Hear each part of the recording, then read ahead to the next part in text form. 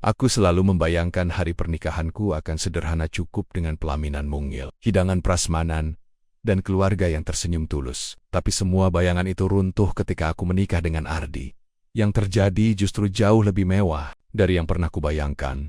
Gedung pernikahan berpendingin udara, lampu gantung kristal berkilauan, dekorasi bunga segar memenuhi setiap sudut ruangan. Gaunku putih mengembang indah, dan cincin emas di jariku berkilau tak kalah terang. Semuanya terlihat sempurna. Sejak aku memasuki pintu utama, pandangan para tamu langsung tertuju padaku. Wajah-wajah asing, sebagian tersenyum kaku, sebagian lain hanya menatap tanpa ekspresi. Mereka lebih sibuk berbisik-bisik daripada mengucapkan selamat. Bahkan keluarga Ardi pun tampak dingin. Ibunya, dengan kebaya merah menyala, berdiri tegak dengan raut datar senyum. Ayahnya, mengenakan jas hitam rapi, hanya mengangguk kecil ketika aku menyalaminya.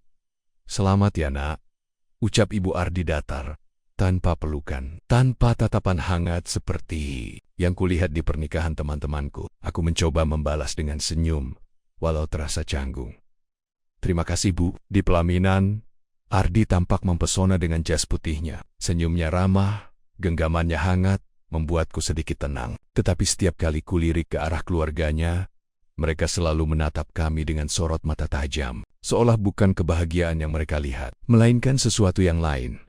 Di tengah ramainya tamu, aku melihat seorang pria tua tak kukenal mendekat. Bajunya lusuh, jauh berbeda dengan tamu lain yang berdandan mewah. Ia menjabat tanganku erat, matanya dalam, suaranya lirih nyaris tak terdengar. "Selamat ya, jaga dirimu baik-baik," katanya, lalu pergi begitu saja tanpa senyum, meninggalkan aroma dupa samar yang menusuk hidung. Aku terpaku.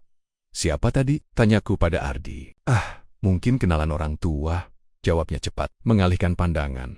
Sepanjang acara, kejadian-kejadian kecil membuatku gelisah. Beberapa tamu datang, hanya memberi salam tanpa bicara, lalu pergi sebelum acara selesai. Ada yang menatapku lama, bibirnya bergerak seperti berkomat kamit. Aku mencoba menganggap semua itu hanya perasaanku yang terlalu tegang, tapi suasananya benar-benar tidak wajar. Ketika musik pernikahan mengalun, semua orang tersenyum palsu, seolah sedang memainkan peran di panggung. Aku bertanya-tanya, apakah keluarga Ardi memang selalu sekaku itu? Atau ada sesuatu yang mereka sembunyikan? Namun, di balik semua kejanggalan itu, aku terlalu bahagia karena resmi menjadi istri Ardi. Dalam hati aku berkata, apapun yang aneh hari ini pasti akan berlalu setelah kami tinggal bersama. Yang penting aku mencintainya, dan dia mencintaiku. Aku tak tahu bahwa malam nanti akan menjadi awal dari teror yang tak pernah kubayangkan. Kamar pengantin itu terlalu sunyi untuk malam penuh kebahagiaan. Lampu gantung di langit-langit sengaja diredupkan. Tirai tebal ditarik rapat, dan aroma mawar dari lilin aromaterapi memenuhi ruangan. Ardi menggenggam tanganku, tersenyum hangat. "Akhirnya kita resmi jadi suami istri ya Ron. Rasanya seperti mimpi ya." Aku mengangguk pelan, mencoba ikut larut dalam suasana romantis yang seharusnya aku rasakan. Tapi entah kenapa, ada rasa tidak nyaman yang menggelayut. Sejak masuk kamar, bulu kudukku berdiri tanpa alasan. Udara di dalam ruangan terasa lebih dingin daripada lorong rumah yang tadi kami lewati. Ardi sibuk merapikan jasnya yang ia lepas begitu saja di kursi, lalu mengambil segelas air. Aku duduk di tepi ranjang, memandangi karpet bludru tebal yang menutupi lantai. Hening, terlalu hening. Tiba-tiba, krak-krak, suara seperti papan kayu diinjak terdengar samar dari atas plafon. Aku menoleh refleks. "Dengar enggak?" tanyaku pelan. "Dengar apa?" Ardi menatapku heran. Mungkin tikus. Rumah tua, wajarlah." Aku berusaha mengangguk setuju, meski dada terasa sesak, tapi suara itu kembali terdengar. Kali ini lebih jelas langkah kaki, berat dan teratur, seolah ada seseorang berjalan, mondar-mandir di atas kamar kami. Belum sempat aku bicara, ada suara seperti grek. Grek, grek. Terdengar suara seretan kuku di pintu kamar. Suara itu panjang, seperti benda tajam menggores kayu perlahan. Aku refleks berdiri dan mundur mendekati Ardi. "Mas, ada yang di luar!" Suaraku nyaris berbisik. Ardi mulai berjalan ke pintu, membuka sedikit, lalu mengintip. Lorong gelap dan kosong. "Nggak ada siapa-siapa, ini Ran. Kamu capek kali?" katanya sambil tersenyum, mencoba menenangkan. Tapi senyum itu tak membuatku lebih baik, justru membuatku merasa seolah seperti hanya aku yang mendengar semua ini. Kami kembali duduk di ranjang. Ardi sibuk bercanda, mencoba mencairkan suasana, sedangkan mataku tak lepas dari sudut kamar yang gelap. Di antara lemari dan meja rias, Aku melihatnya sekilas.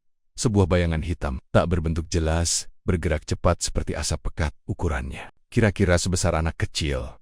Tapi kepalanya menunduk dan tangannya terlalu panjang untuk tubuh sekecil itu. Aku tersentak. Napasku tercekat.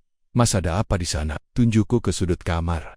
Ardi langsung menoleh. Nggak ada apa-apa, Rani. Dia berdiri, menyalakan lampu lebih terang. Sudut kamar itu kosong. Hanya ada lemari dan koper kami. Kamu mungkin kebayang-bayang, katanya sambil mengusap kepalaku lembut. Hari ini capek banget kamu istirahat. Dulu ya, aku mencoba memaksa diri percaya kata-katanya. Tapi bayangan itu nyata. Tatapannya seperti menempel di kulitku, membuatku merinding hebat. Aku menarik selimut hingga ke dada, berharap perasaan itu hilang. Namun saat lampu diredupkan lagi dan Ardi memelukku, suara di plafon kembali terdengar lebih keras. Lebih berat, seperti ada sesuatu yang merayap tepat di atas kepala kami. Di sela detak jantungku yang berpacu, terdengar bisikan samar dari arah pintu. Rani. Aku memejamkan mata sangat erat, berpura-pura tidak mendengar. Sementara Ardi sudah terlelap tanpa rasa curiga sedikitpun. Dalam hati aku tahu malam ini, bukan sekadar lelah atau imajinasi. Ada sesuatu yang masuk ke dalam kamar ini bersama kami. Rumah keluarga Ardi ternyata jauh lebih besar dari bayanganku. Dari luar, bangunannya tampak megah, berdinding kokoh dengan pilar tinggi dan halaman luas. Namun, begitu melangkah ke dalam, hawa aneh langsung menyambutku. Udara terasa dingin menusuk tulang, bahkan ketika matahari siang terik. Bau dupa samar tercium dari setiap sudut ruangan, bercampur dengan aroma besi yang sulit dijelaskan. Ini rumah tua, Rani. Banyak ruangan kosong, makanya hawanya dingin, kata Ardi sambil menggandeng tanganku. Mencoba mengalihkan perhatian, aku hanya mengangguk. Meski dadaku terasa sesak, di sepanjang lorong kulihat dinding penuh foto keluarga milik Ardi. Semuanya tersenyum kaku dengan mata yang entah kenapa terasa menatap kemanapun aku melangkah. Ada foto Ardi kecil diapit kedua orang tuanya. Namun wajah mereka tampak jauh lebih muda dari usia mereka sekarang. Aneh, karena perbedaan waktunya terasa terlalu besar. Siang itu, saat Ardi keluar sebentar untuk membeli perlengkapan, aku memutuskan berkeliling rumah sendiri. Di dekat kamar mandi, aku mencium bau menyengat seperti dupa terbakar yang tidak wajar. Saat mendekat, aku tertegun ada piring kecil berisi bunga melati layu, beras kuning, dan sepotong daging mentah yang sudah menghitam. Di sampingnya, ada cawan kecil berisi cairan merah gelap. Apakah ini sesajen? Gumamku pelan. Jantungku berdetak cepat. Siapa yang meletakkannya di sini? Dengan hati-hati, aku mundur dan menuju dapur. Di sudut ruangan, tepat di bawah meja, kulihat sebuah kaleng besar yang ditutup kain hitam. Bau anyir menusuk hidung. Saat kubuka sedikit, mataku membelalak. Di dalamnya ada darah ayam yang masih segar. Bahkan bulu-bulu halusnya menempel di tepi kaleng. Sebelum sempat kututup kembali, suara langkah kaki terdengar dari belakang. Aku cepat-cepat berdiri. Wajahku pucat, mertua perempuanku muncul di ambang pintu, mengenakan kebaya gelap. Pandangannya menusuk, matanya menyapu lantai hingga berhenti tepat di kaleng itu. Cari apa, Rani? Suaranya pelan, tapi nadanya membuatku merinding. Aku menelan ludah. Saya tadi mencium bau aneh, Bu, seperti bau dupa atau darah. Saya penasaran saja. Beliau tidak menjawab langsung, hanya menatapku lama, tajam, seperti sedang membaca pikiranku. Senyum tipisnya lebih menyeramkan daripada menenangkan. Di rumah besar seperti ini, bau apa saja bisa ada. Jangan suka banyak tanya, Nak. Nggak baik. Aku hanya bisa mengangguk, memaksakan senyum kaku. Tapi sorot matanya seolah memperingatkan, jangan campuri urusan keluarga ini. Saat ia berjalan pergi, aroma dupa makin menyengat. Jantungku berdetak semakin cepat. Rasanya aku ingin segera keluar dari rumah ini. Tapi suaraku tercekat. Aku baru sadar ini bukan sekadar rumah tua biasa. Ada sesuatu yang disembunyikan keluarga Ardi di balik pintu-pintu yang selalu terkunci rapat itu. Malam-malam di rumah mertua selalu terasa panjang. Setiap kali lampu kamar diredupkan, hawa dingin langsung menyelinap, menusuk sampai ke tulang. Aku mencoba memejamkan mata, tapi rasa kantuk selalu kalah oleh kegelisahan yang mengganggu sejak malam pertama kami. Awalnya hanya suara langkah di plafon atau goresan samar di pintu. Tapi kini, ada yang lebih mengerikan. Setiap tengah malam, tepat saat jarum jam melewati angka 12, aku mendengar suara itu. Bisikan lirih dari arah lemari. Pakaian di sudut kamar. Rani. Aku terbangun dengan jantung berdegup kencang. Suara itu terdengar seperti suara anak kecil. Parau dan serak. kadang diiringi isakan pelan, seolah ada seseorang yang terperangkap di balik kayu lemari, memanggil namaku dengan putus asa. "Mas, bangun," bisikku, mengguncang bahu Ardi. Tapi, setiap kali aku mencoba membangunkannya, ia hanya bergumam setengah sadar. "Tidur lagi, Ron, itu cuma angin." Aku tahu, itu bukan angin. Suara itu terlalu jelas. Kadang terdengar seperti kuku kecil menggaruk pelan permukaan kayu, diikuti tangisan lirih yang menusuk telinga. Aku sering memberanikan diri mendekat, tapi ketika tanganku hampir menyentuh gagang pintu lemari, suara itu mendadak hilang. Beberapa malam terakhir, Ardi sering menghilang. Katanya ada rapat kerja mendadak atau urusan bisnis keluarga. Anehnya, ia selalu pulang menjelang subuh dengan wajah letih, tapi tak pernah mau bercerita. "Banyak kerjaan, Ron. Kamu nggak usah khawatir," ujarnya singkat setiap kali kutanya. Aku mencoba percaya, tapi malam-malam di kamar sendirian justru membuatku semakin gelisah. Suara bisikan itu semakin jelas, bahkan terkadang disertai kalimat yang membuat bulu kuduku berdiri. "Tolong aku, sakit, jangan biarkan aku di sini." Malam keempat, aku memberanikan diri menempelkan telinga ke permukaan lemari. Srap. Tangisan itu terdengar tepat di balik kayu tipis, seolah ada anak kecil yang bersembunyi di dalamnya. "Siapa kamu?" bisikku gemetar. Sunyi. Hanya bunyi napasku sendiri. Tapi beberapa detik kemudian, terdengar bisikan balasan, "Bukan salahku. Aku hanya ikut, tuanku." Aku terlonjak mundur, hampir terjatuh. Jantungku berdetak begitu kencang, sampai terasa sakit. Aku ingin segera pergi dari kamar itu, tapi langkahku terpaku. Lemari bergoyang pelan, seperti ada sesuatu yang mendorong dari dalam.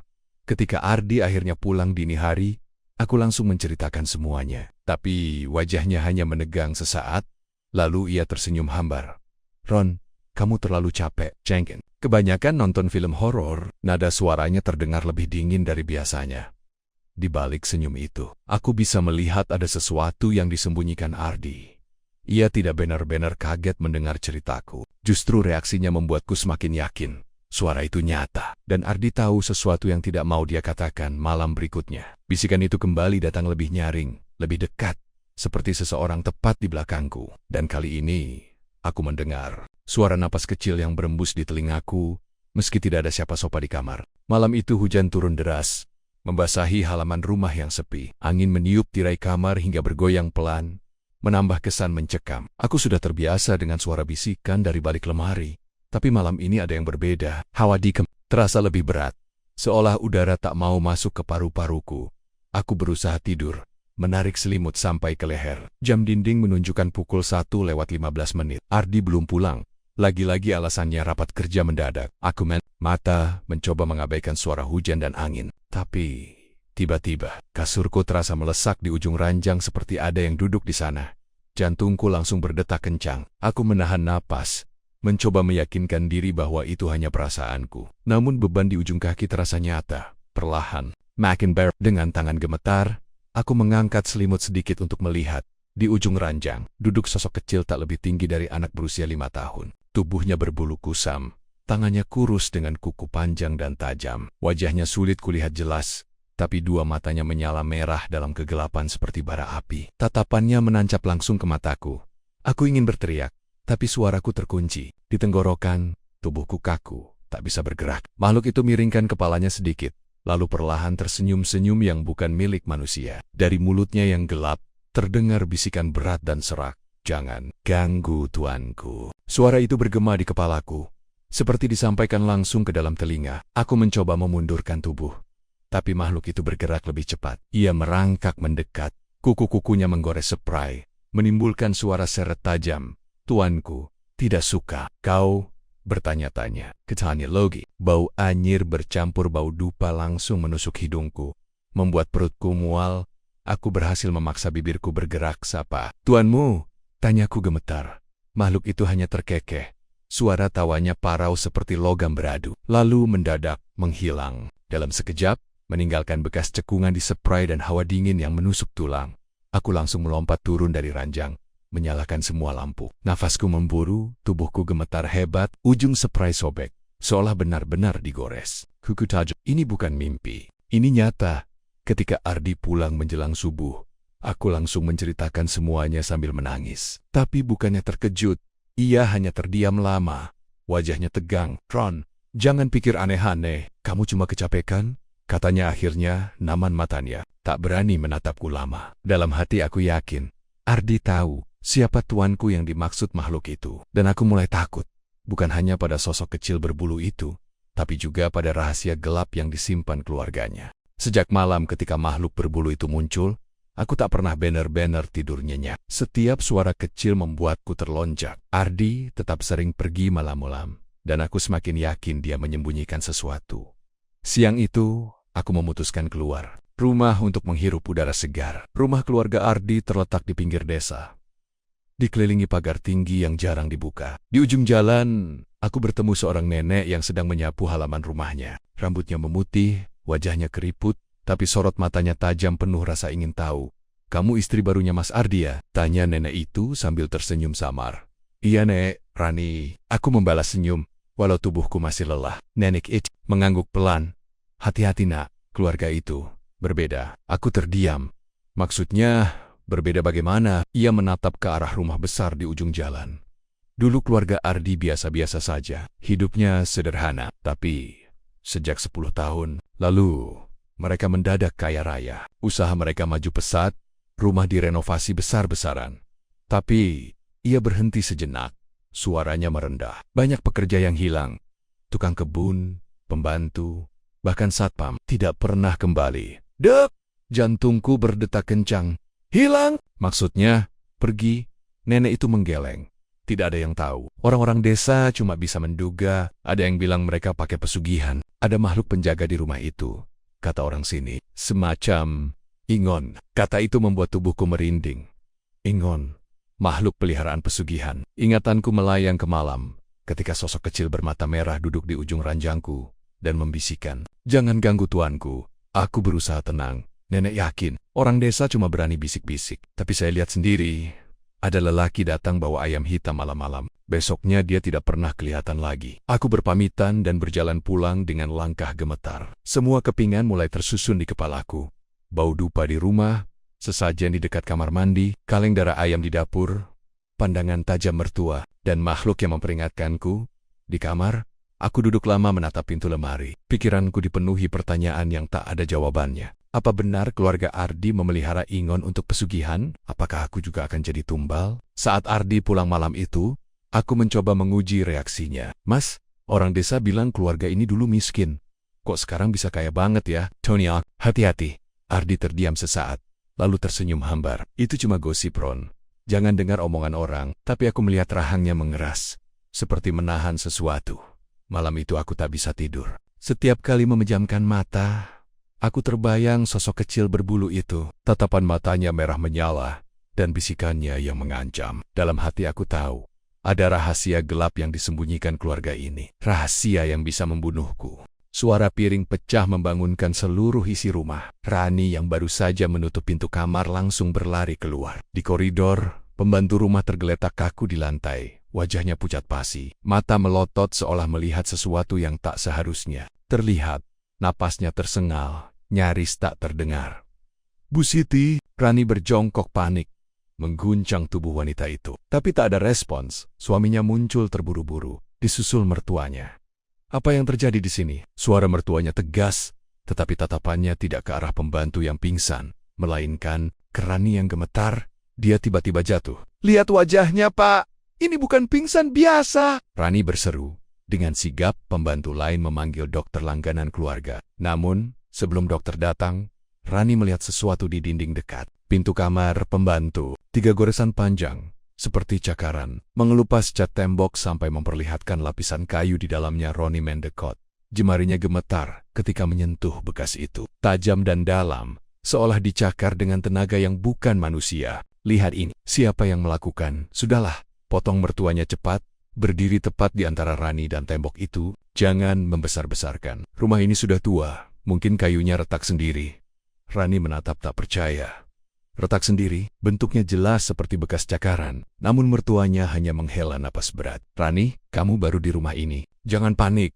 Pembantu kadang pingsan. Itu biasa, masalah tekanan darah." Tidak ada yang aneh. Suaminya mengangguk pelan, seolah mendukung penjelasan ayahnya. "Sudahlah, kita tunggu dokter. Jangan memicu keributan." Rani menggertakkan giginya.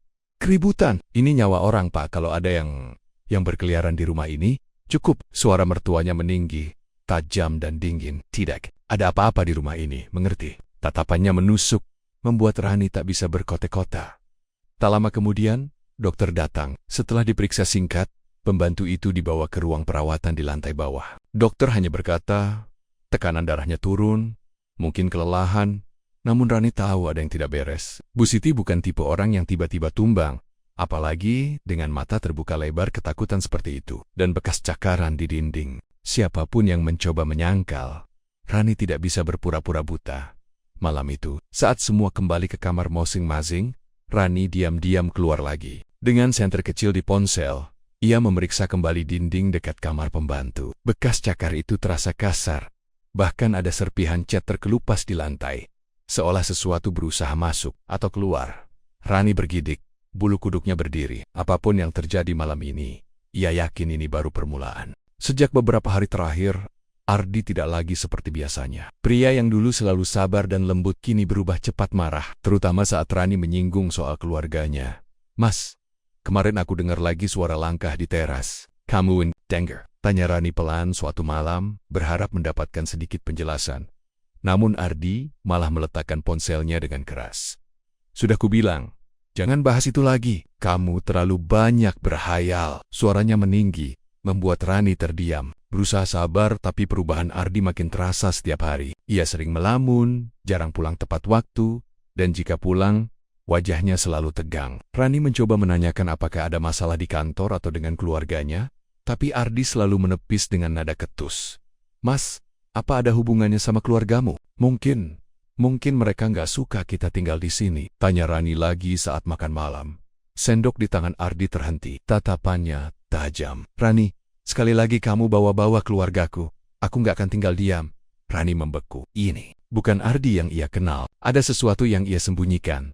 Malam itu, saat Ardi tertidur pulas di sofa, Rani melihat sesuatu yang membuatnya merinding. Di lahar Ardi, tergantung sebuah kalung logam kecil berwarna keemasan dengan ukiran aneh. Rani yakin pernah melihat kalung itu sebelumnya di leher mertuanya saat pertama kali ia berkunjung ke rumah mereka.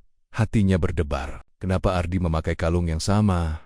Apa artinya? Rani ingin menyentuh kalung itu, tapi tangannya gemetar. Baru saja jemarinya hampir menyentuh liontin, Ardi terbangun mendadak. Kamu ngapain? Suaranya serak tapi tajam. Rani mundur gugup. Enggak apa-apa. Cuma, tadi kalungnya, jangan sentuh ini. Ardi berdiri, matanya memerah seolah menahan marah. Ini bukan urusanmu. Rani terpaku. Ardi tidak pernah bersikap seperti itu padanya. Sejak malam itu, Rani merasa rumah mereka semakin dingin. Setiap kali ia mendengar langkah samar atau melihat bayangan lewat di jendela, Ardi selalu membentaknya jika ia mencoba bercerita. Kalung di leher suaminya seolah menambah misteri baru yang belum terpecahkan. Dalam hati, Rani bertanya-tanya, apa yang sedang disembunyikan Ardi? Dan kenapa semuanya terasa semakin mengerikan sejak kalung itu ada? Rani duduk di ujung ranjang dengan napas memburu. Udara kamar terasa berat, seperti ada yang menekan dadanya. Lantunan ayat yang dia hafal terlintas di kepala, tapi lidahnya keluh. Suara ketukan dari lemari semakin keras, disusul langkah berat yang tak mungkin datang dari manusia. Bismillah, bismillah, bisiknya. Mencoba menenangkan diri. Ia meraih mushaf kecil di meja.